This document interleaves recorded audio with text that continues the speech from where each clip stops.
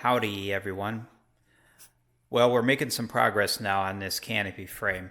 I just drilled the holes for the hinges and I put the bushings in and I just fitted it to the fuselage and no problems. I'll show you the edge distance on the hinges when I get the frame taken back off, but I got really great edge distance, which I'm very happy with. So another couple of tidbits. As I work through this, I discover more and more hints and details that I'd like to share. Again, this is just an overview of how things kind of fit together and relate to one another. And as you go through it, of course, you won't be able to see any of this with the skins in place, but just kind of, you might be a little bit mindful of what's going on underneath, inside, and how these things interact with each other. So now that the hinges are in, I've got the pins engaged, and you can see that it opens just fine. That squeaking you hear is the frame moving around on the rest of the structure. So now that's down all the way, and this side is down all the way. And of course I still have adjustment here. You can see that.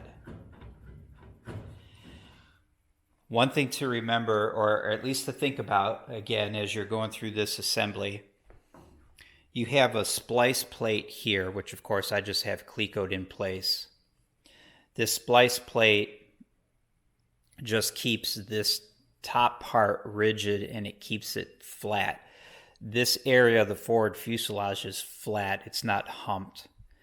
And you want this to be the same way. You want this to be nice and flat across. You don't want this piece and this piece kind of humped in the middle.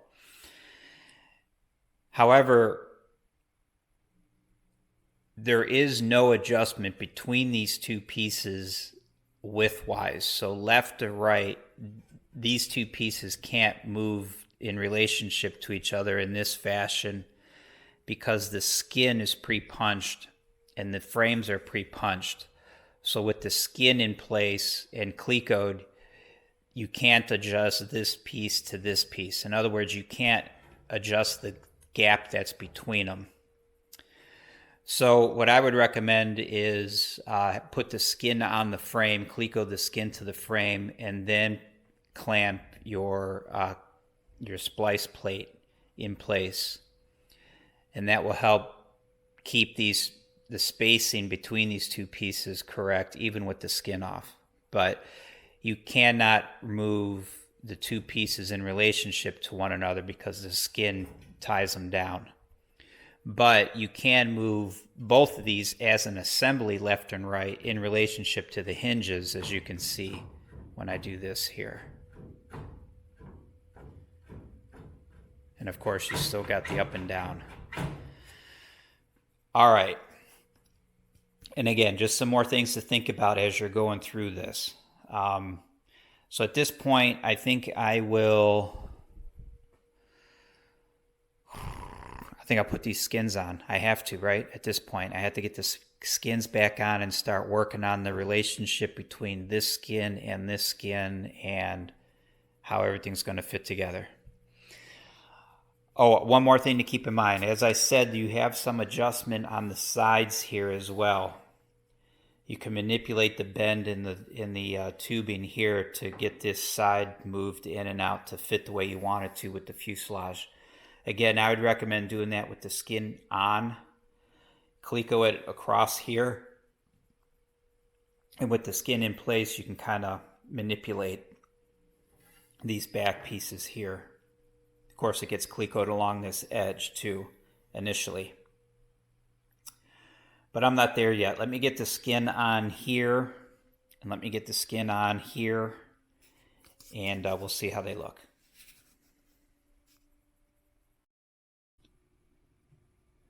So here are the skins back on the airplane, and of course the canopy frame is now in place. I've got the frame latched, if you will, to the forward fuselage. I've got the pins through the hinges installed, and the skin is in place. And I've got some more observations. Here you can see the initial fit between the two skins along the seam here.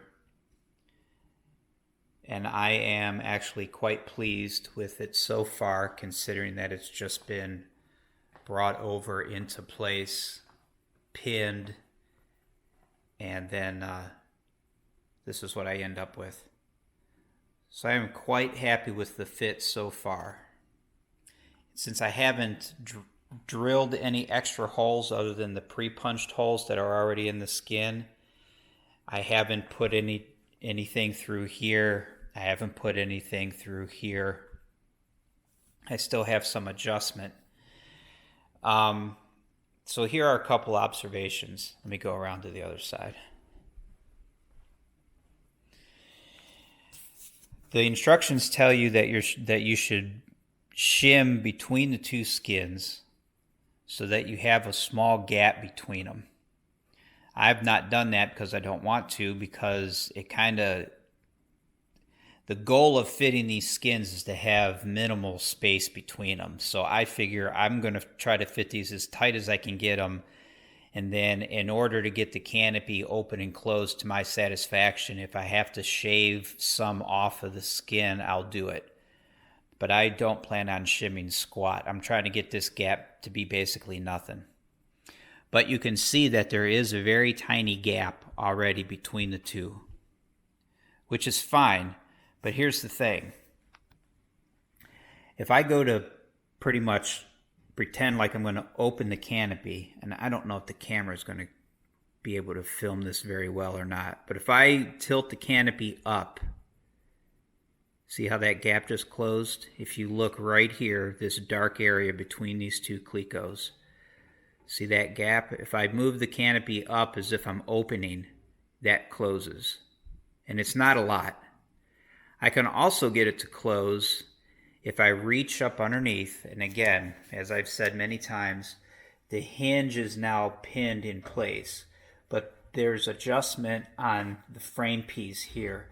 If I push this frame piece forward, I can also get that gap to close up. Again, if you look at that there, see how that just closed? See that? That's a combination of moving the frame forward, and also as I push on that frame, it kind of brings the canopy up.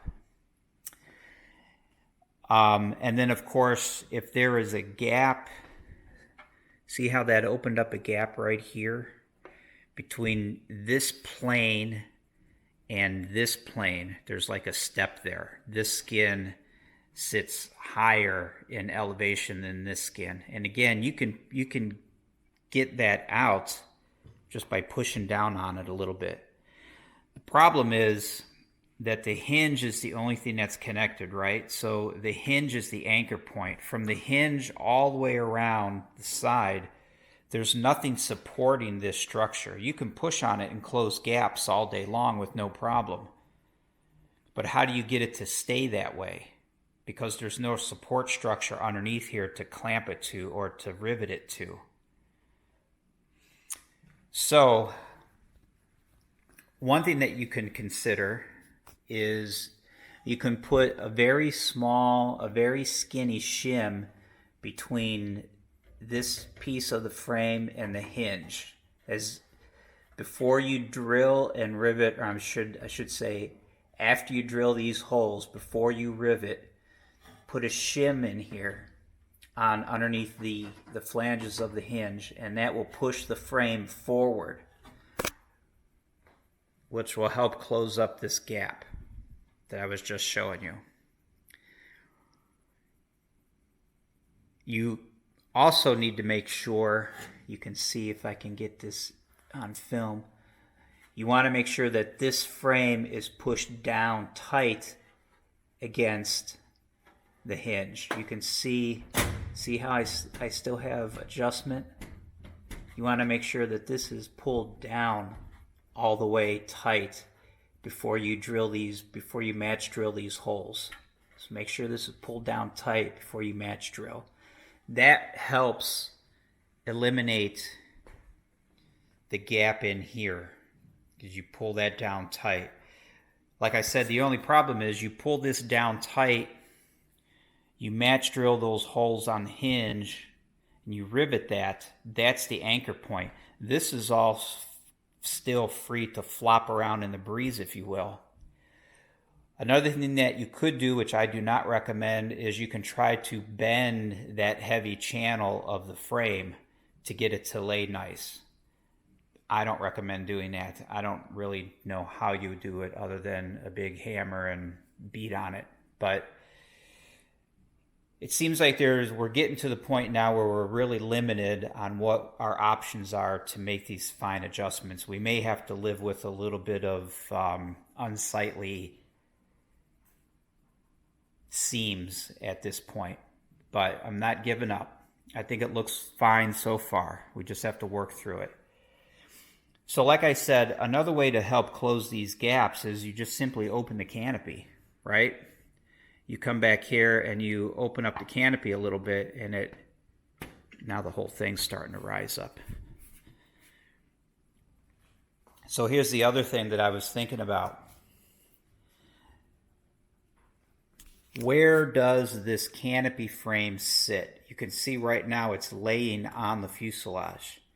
You've got your side rail that comes through here. You've got your side rail that comes through here.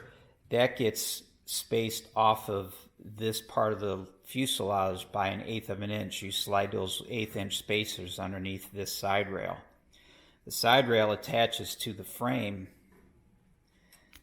If you look through the instructions and through the prints, you'll see that there's another splice plate that attaches your side rail to the frame.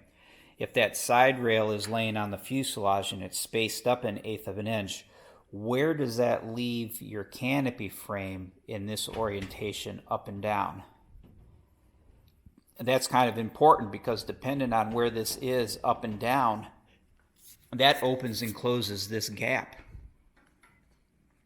So here's what I'm going to do before I go any further.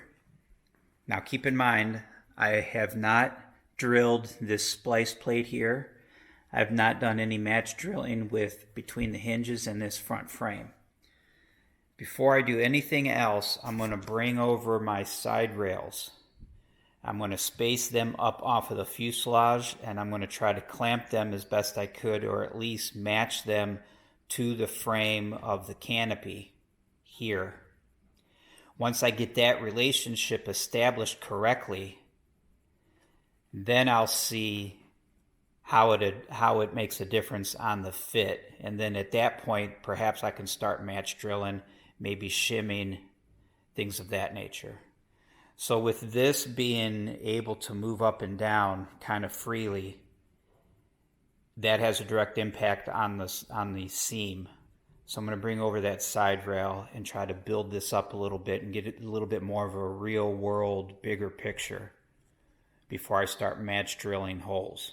So let me get started on that, and I'll talk to you here in a second.